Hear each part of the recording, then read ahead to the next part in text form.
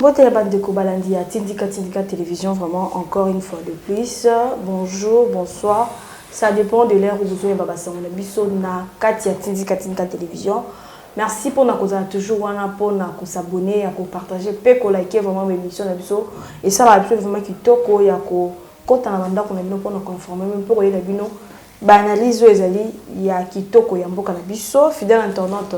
Le loto zali na mona mboka oyo ezali jeune pe to koloba oyo ba mesana pe ko tia pe likanisi pona ko bundela to ko tia mayele ou bien ko sala analyse pour la mamitali mboka na biso to zali na maître Cédric Mbouyi azali chercheur humain yemoko je crois bien beaucoup le capose au moins présentation na part pour la bande ko misusu oyo ekozala mbala liboso ya komona ina betaniki na biso na Tindika Télévision yemoko ko se présenter pour que boyeba oyo ye vraiment azali directement bambote ezongaka na bakolo chaîne na kombo ya ba papi kelina rifin kisombe o bazali babosi ya chaîne ya Tindika Télévision na bosanité vient na Charles Mbongo contre Mbongo na kati ya Londres bi agence assure na bosanité mon vieux Luka stage ici na kati ya Londres mama Jinda ya kai futur député en 2023 bambote sike zwamiyo mama nangai na bosani société na kombo ya Sermima maman la Didi Gueule na kati ya Londres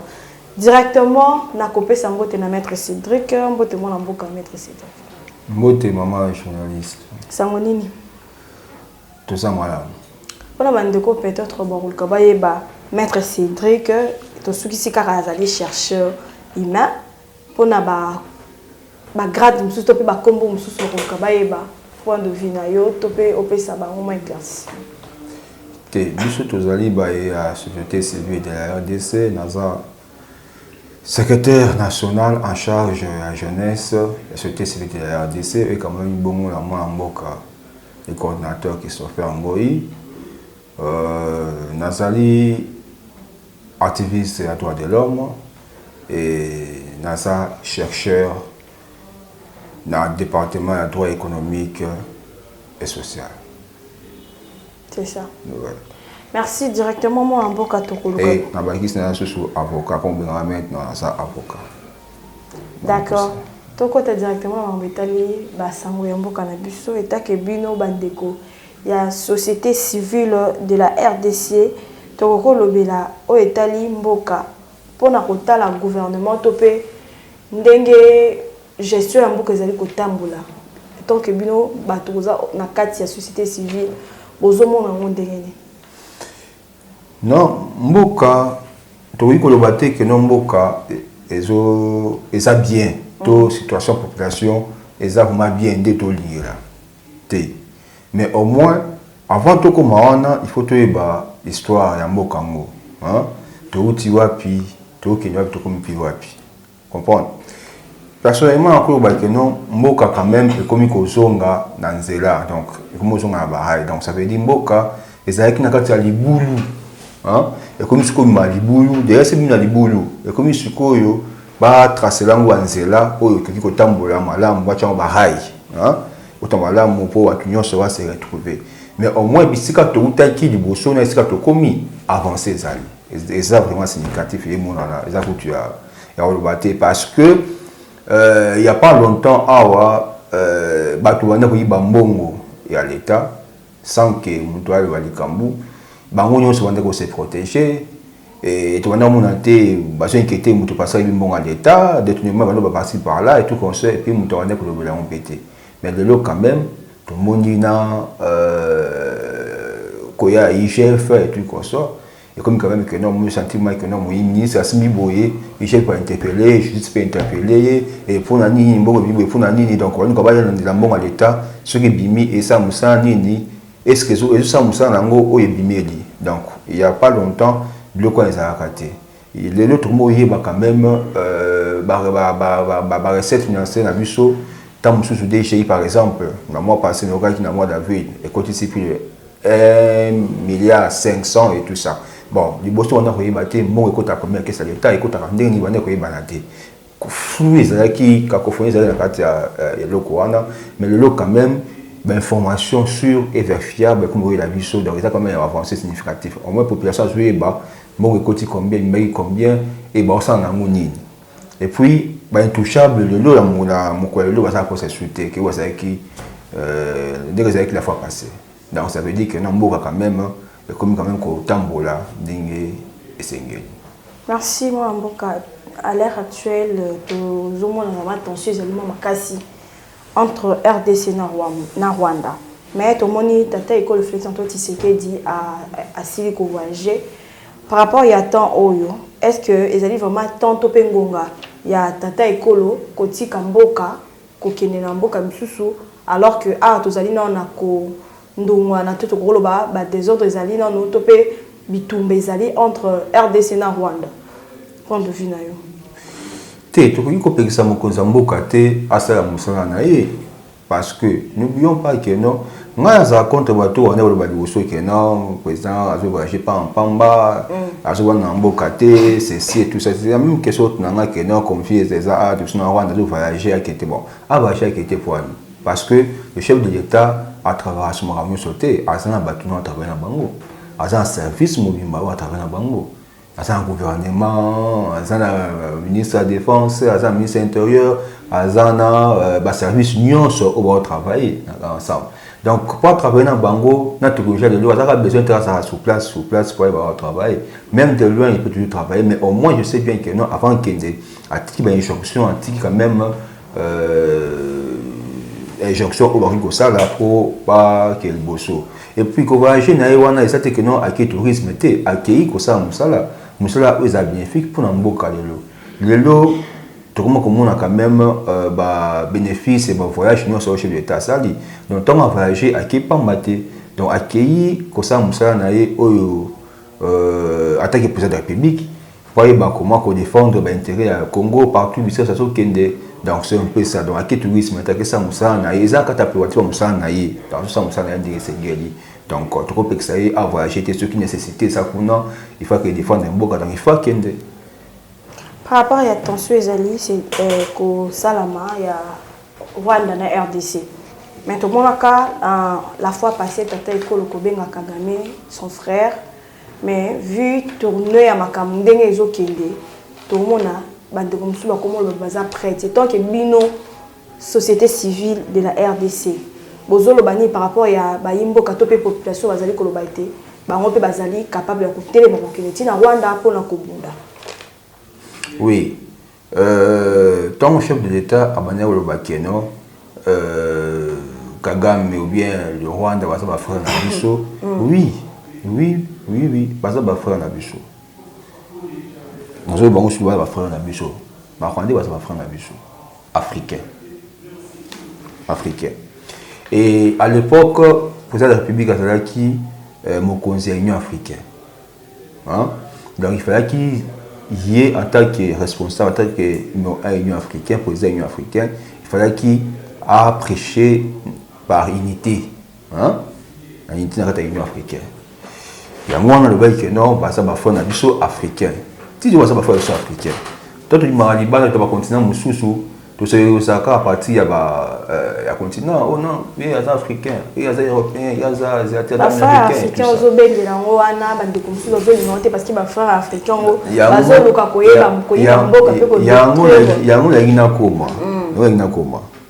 alors tant moi est oui bandaki parce que moi est bandi avant que Mokozamboka a comme possède la République les bandits de doté conflit à est et au milieu, ça y a plus de 20 ans. Comprends? Aïko Kuta a hérité le Kouana, conflit à l'Est. Et voilà pendant un temps là. Na conflit à l'Est, on a makamoué belé et belé dans la carte.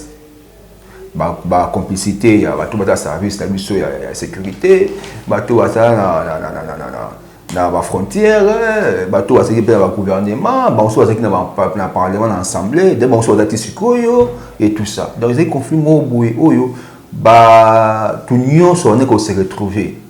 Comprends? Donc, ça, il a financé tout, il a été ministre quelque part pour voir l'espace où il y a exploité minerai illégalement, il y a donc, est-ce comment il faut créer sécurité pour que les minéraux se retrouver. Même toujours au Rwanda, on a toujours la complicité dans ba congolais mususu bazanya kati. Alors d'ailleurs les gens na ba réseaux sociaux par-ci par-là, au cas que non colonel Kinganika ba bomi et pas ba ba Sudan na kuna c'est parce que ça traite. Ba ta tête. Donc ba traite wana bazaki ebelé na kata na service na biso.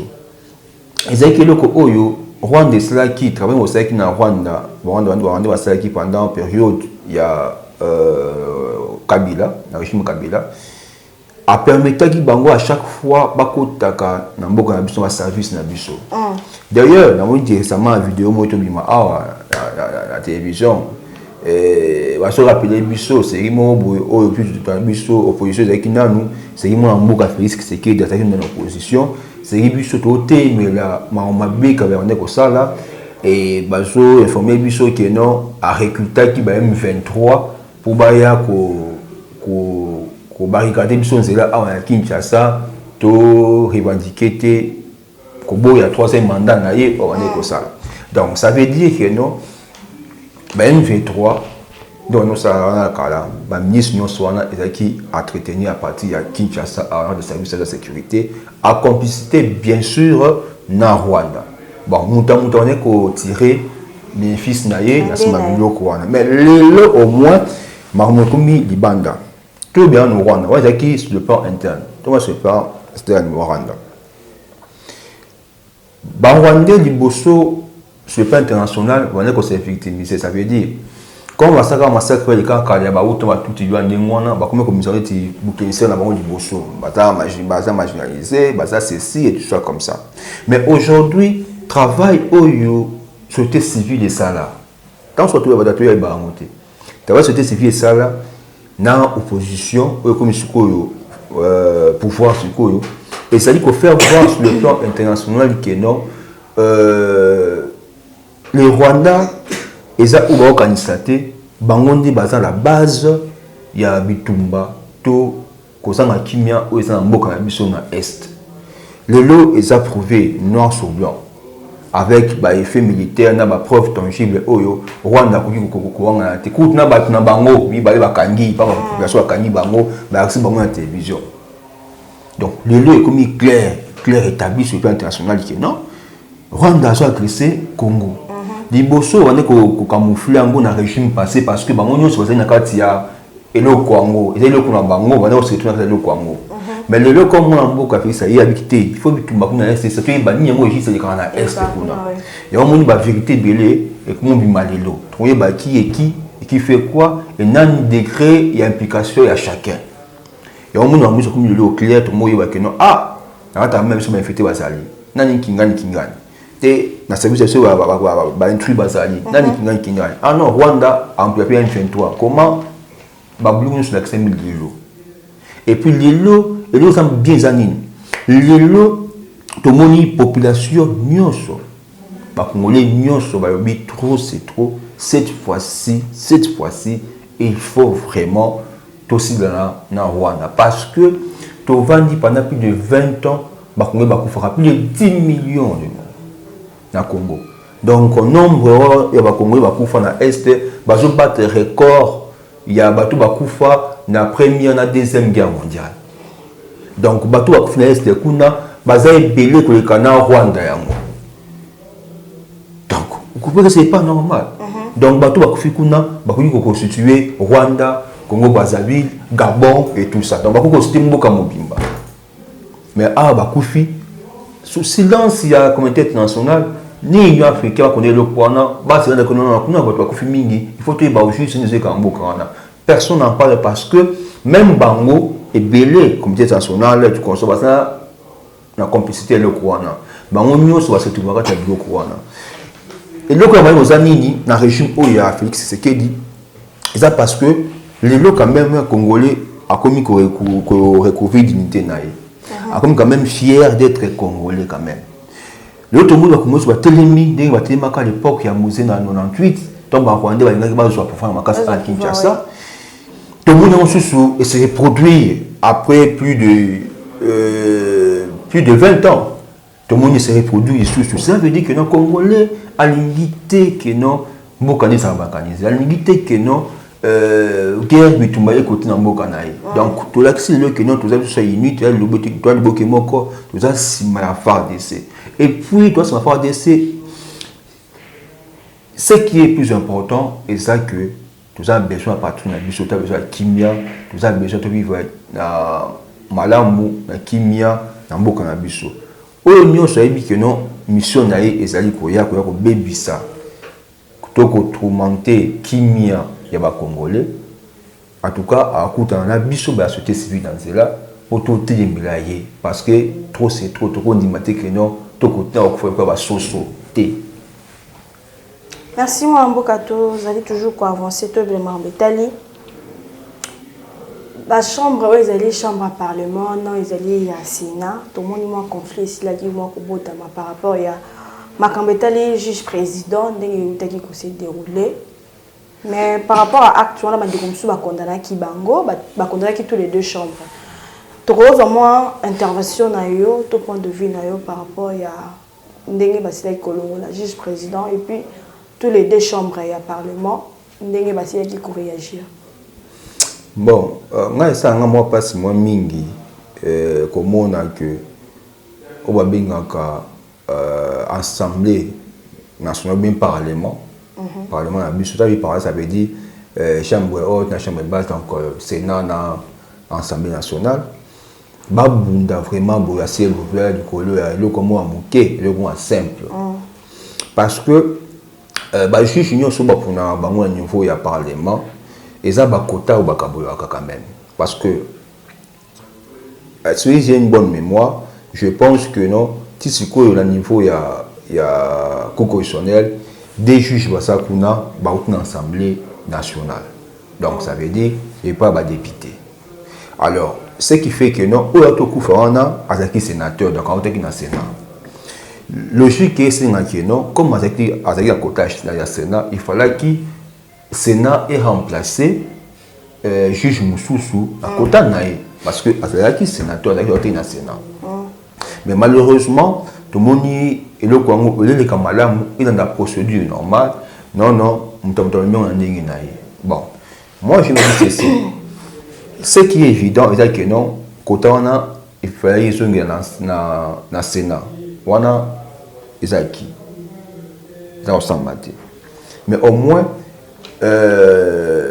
président du Sénat, procédure où il y a celle Yangonde, Isaki Tokoti. Il y a quand même des tests à respecter et puis procédure et des singles. Ça veut dire il fallait qu'il va convoquer concret. À l'issue concret, on a des juge constitutionnel au Baroutine dans le niveau de la Cour constitutionnelle. Mais il y a celle qui a monté avant de convoquer concret, assis à Baponi de à la salle effort à juge dans le niveau de Sénat. Après, bazo kende dans l'assemblée, pour concret, na candidat moko. Bon, ce qui est déjà na compétition à Moutou, na candidat moko. Ça veut dire que dans Moutouana, ça déjà, ça l'équipe déjà. Or, et c'est que non, même si ma commission na Sénat, mais qui est quand même challenge, qui est quand même compétition pour moi pour le meilleur. Donc le courant des équipes de côté, pour la société civile des équipes anti-valeurs, tout le monde anti-valeurs des équipes de côté. Mais spectacle, on va se réunir, que ce soit l'Assemblée nationale, le président Bosso, que ce soit le président Bahati, ça y est vraiment c'est un mot qui est côté, où vraiment exactement désolant. Et Bisso Tokta, qui moi en tout cas, il a juste un positionnement politique. Donc, il y a un représentant, il y a un niveau de cour constitutionnelle, or, et le courant constitutionnel et ça pour un beau camobima il fallait que ça le comme boé ça n'a rien à voir na ba appartenance il faut que na kati a commis juge constitutionnel comme juge na ba nyonso pour un beau camobima mais ba tendance au misa qui wana étiquette qui biso population pe ça qui se passe dans moteur de tête pour que non en tout cas politique en beau na biso na nous voulons évoluer mingité na nous voulons tous les qui et ça toujours na ba parti pris oui na va tout passer le quoi na tout ba homme d'état hein bon d'état toi à niveau il y a ba Krivas na biso à parti bleu en des mois comme ça il fait tout le courant un peu quoi avancer procédure ça respecter il y a un moment dit que non ma on est bloqué tina suka suka et comme que non non mutanga désister quand nyonso wana ça demande quoi parce que avec un défaut il ni zangaki ba pesa appel à candidature mutna mutu ok pas senti capable pas ni ko postuler kuna azui à postuler ok aller ba créer critère général pour répondre à ma candidat nyonso on a postulé et ba candidat va postuler wana ba ndi ko sélectionner bango en fonction de ba critères et quand il y aura concret il y a assemblée assemblée nationale na Sénat ba fandi ba poni le meilleur et il y a tout sans problème mais bango comme il est imposé comme mutu moko c'est ce qui a fait que non et déranger ma réunion c'est un peu compliqué mais au moins et ça qui est un peu compliqué donc tout mais quand même peu quota là maman déjà avancé mais sinon ba meki ko cha kimia sikoyo ba misi juge moko au mususu à se retirer bon c'est ce qui est plus important. Merci vraiment tout comme vraiment comme la souka émission monsieur Tomoni député moko a déposé les propositions il y a loi autorisant la peine de mort contre les récidivistes des infractions d'atteinte à la vie humaine. To éviter bande comme sous balobi balwango bakotisa ka bon ensemble mais ezalaka toujours non respecté et tant que bino ba topé bino batoza na kati ya société civile de la RDC par rapport à loi na bomoni ondeni. Bon moko na biso ezana ba convention moko internationale ba signa hein oyo tu adhérera quand même na évolution il y a peine capitale ça veut dire ceux qui sont condamnés à mort ba obomaité akovanda kuna na boloko bomo ina mobimba hein alors yetanga osinga que non tozo ngela sous système ya koboma bato so ba condamné à mort bomilo précision na ye apesi a dit ce cas kuna ba récidiviste ça veut dire to bato oyo bazongila makamoko moko wana ça veut dire bato ba boma déjà mais bazo continuer à koboma bato mboka na biso le fait c'est to signer la convention to bimate na ba convention to signer en até donc pour le moment c'est pas vraiment faisable et en tant qu'activiste c'est droit de l'homme pour na biso bomoi la vie est sacrée. La vie est sacrée, alors tu colingate et que bon moya mutu est à faucher, quel que soit ma bête lui sali. Alors, comme la vie est sacrée, comme consacre notre constitution, alors tu dois préserver bon moya batu. Ça c'est de 1. Mais de 2, problème c'est posé wana et ça des problèmes il y a ba prison à biso na environnement parce que tali bien quoi lelo ba prison na biso il faut vraiment ba banela ngo j'ai été à Kinshasa so ok na prison makala bon moto ça prison makala a ressenti que non vraiment ça la prison parce que rien que environnement ya prison ana azoka ba eko nyonso associé à la cité donc prison les a kata cité donc zinga ngo nyonso wana et ça va te vandi donc ma question c'est ya batu et c'est bana prison c'est au camara ta prison mais tout que c'est quand c'est là à ta prison donc il se sent pas vraiment que non à ça isolé dans ta prison et puis de 2 prison est comme un pléthore donc bah tu belé et bah celui de l'isolement n'est bien sûr à toujours dans bon état et ma condition carcérale il y a ma prisonnier est un peu à déplorer mais au moins il y a la prison il y a la prison réservée pour na batu oyo ba commettre ba crime bongo donc la prison moko boy vraiment respect ba bongo ba le godi bango awa ba tini bango tant mususu na anginga bina ba cette prison na kati sa forêt équatoriale par exemple forêt la prison la kuna kati zamba enfin du kuna kati et isolé donc oso sentir vraiment punition en auto isolement on a vraiment des os soit dans motema et que vraiment isolé vraiment coupé na mokili mais le fait que ma position a mis sur le lot et comment vous êtes cité ça fait que non ata bakangi mutu baye kotikila biloko biloko kolia na tongo baye tikila biloko kolia na midi baye tikila biloko kolia na pokwa bandeko bazoya bana bazoya baotala chaque jour tout console donc il se sent vraiment d'être dans un ndako yango ndi ça kino tout so ngi biloko bongo mais au moins loi na ye eza loi mo boye ya ko réfléchir sur l'aspect belé pour tout ba ko conclure vraiment ce qui pour ko songi le kwana toté mais en tant que droit en tant qu'activité de l'homme en tant que société civile tout ça vraiment choté na bwekwana. Merci vraiment tokomi na suka émission na biso na mboka maître Cédric Mbouyi tokoluka tozwa mot de la fin pour que tokabwana yo na numéro na yo et tout. Bon, biso ba société civile la fois passée tout ça qui déclaration biso ça qui point de presse na biso awa derrière c'est qui le coordinateur général Christopher Moïna c'est qui déclaration to senga qui était na mbulamatali vraiment asa bitumba na Rwanda pour te à Congolais ba vivre na kimia tous les nuits ba hypocrisie wana ba Rwanda ba chaque fois autant d'années to atakufaka ba vele basi basuma bana biso bataba biso ba boka to ba so msule belé ça on ko bango awa oyoka vraiment ko révolter alors to ba ki non trop c'est trop tout oyo to sila na bango donc mokonde atika la vivre normalement alors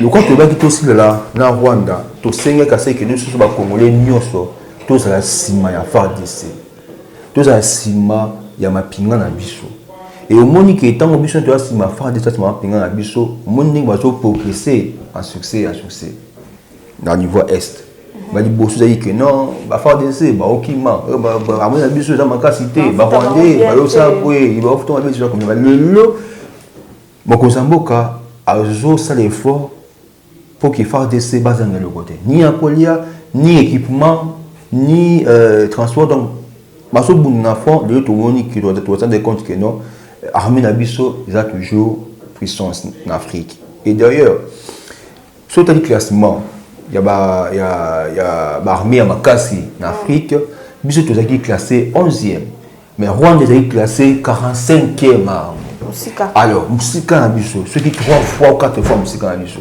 surtout on comprendre était nini tout va ko parvenir qui le passé ko sisa makamwa na est lelo moi mboka Félix Tshisekedi a bimisi bango so polele tu veux comprendre makamni onika na est et puis lelo tout mo ki na suka nango tu yebi ke ya batu musu bazawana banongo miso balingi te ke makamwa ko nesila parce que bango ba se retrouver asima ya biloko tout na est mais tu yebi si bango ke non bilaki bango bikoki donc nous sommes à liboso na suka nango donc tout ça suka na bango est wana avant à nous ici là il faut que ta kimia paix sécurité et régner na est wana na ko senga na population nyonso ba jeune nyonso le quoi tout ça quand en 2000 tout quoi tout ça quand en 98 tout ça la monde mala autour oyo tout ça sima ya ba konza biso tout ça sima ya ba soda na biso pour te défendre territoire na biso mobimba atanda mo abile qui pas une côté et ton nigi sote que non ata congolais moko akufa likolo ya bituma na est na pièce mo moto di eza mete Cédric Mbouyi to ça na kanakanda 16 bis commune à Kasavubu je vous remercie. Merci maître numéro nayo tout ce que permis numéro 081 28 49 556. Merci vraiment Mandeko Balandi, vraiment tout comme na suka.